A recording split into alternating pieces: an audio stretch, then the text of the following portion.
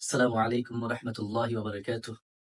সম্মানিত দর্শক শ্রোতা, হুজুর পাক সাল্লাল্লাহু আলাইহি ওয়াসাল্লাম যখনই অন্য কারো সঙ্গে কথা বলতেন, তখন হাসি মুখে কথা বলতেন। মুখ গোমড়া করে রাখতেন না, মুখটাকে কালো বানিয়ে রাখতেন না। এমনকি তার ব্যক্তিগত জীবনের দুঃখ, বেদনা, কষ্টও অন্য কারো সঙ্গে কথাবার্তা ও আলাপচারিতায় ফুটে উঠত না। আব্দুল্লাহ ইবনে হারিস রাদিয়াল্লাহু তাআলা আনহু থেকে বর্ণিত তিরমিজি শরীফের হাদিস। তিনি বলেন, মা রাআইতু আহাদান আকসারা তাবাসসুমান মিন রাসূলিল্লাহি সাল্লাল্লাহু আলাইহি ওয়াসাল্লাম। অর্থাৎ আমি হুজুর পাক সাল্লাল্লাহু আলাইহি ওয়াসাল্লামের চেয়ে বেশি হাসিমুখী মানুষ জীবনে কাউকে দেখিনি। উনি বলছেন, আমার জীবনে কাউকে নবীজি সাল্লাল্লাহু আলাইহি ওয়াসাল্লামের চেয়ে বেশি হাসি খুশি মানুষ দেখিনি।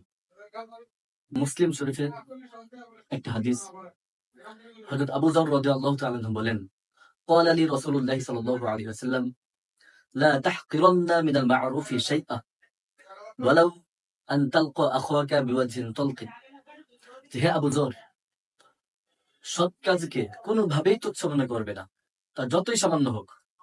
এমনকি অন্য কারো সঙ্গে যদি হাসি মুখে সাক্ষাৎ করতে হয়, তাও হাসি মুখে সাক্ষাৎ করবে। হে আবু যর, সৎ কাজকে কোনোভাবেই তুচ্ছ মনে করবে না, যদিও তা অন্য কারোর সঙ্গে হাসি মুখে সাক্ষাৎ করা হোক।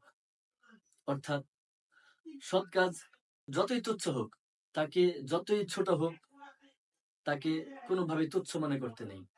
এমনকি অন্য কারোর সঙ্গে যখন আমরা সাক্ষাৎ করতে যাব, তখন হাসি মুখে সাক্ষাৎ করা একটা খুবই সাধারণ বিষয়।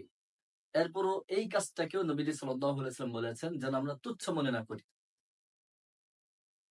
এই জন্যই নবীজি সাল্লাল্লাহু আলাইহি ওয়াসাল্লাম যখন সাহাবাদের সাথে কথা বলতেন, হাসি মুখে কথা বলতেন। তাই প্রত্যেকজন সাহাবার এই বিশ্বাস ছিল এবং এই বিশ্বাস মনে প্রাণে লালন করতেন যে নিশ্চয়ই নবীজি সাল্লাল্লাহু আলাইহি ওয়াসাল্লাম আমাকেই সবচেয়ে বেশি ভালোবাসেন।